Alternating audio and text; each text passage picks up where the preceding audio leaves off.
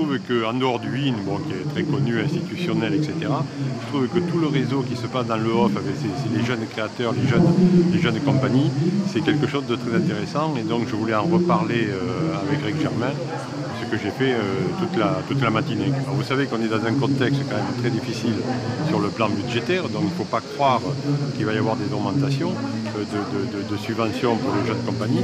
Par contre, je trouve que sur le plan institutionnel, les grandes compagnies institutionnelles devraient prendre peut-être des parrains.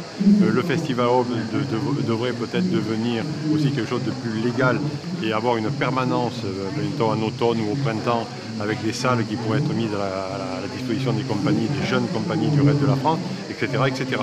Ou même les financements. Moi, je suis dans le secteur associatif aussi. On est toujours en train de rechercher du financement.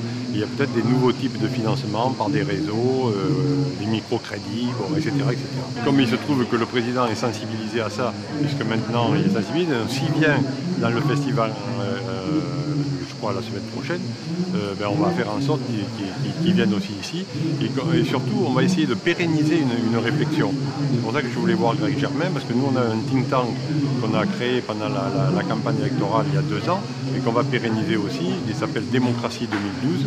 Et on a une section qui est consacrée à la culture. Et donc, Greg Germain est d'accord de réfléchir avec nous. Donc, ce sont des pistes, finalement, que nous-mêmes, on apportera au ministère.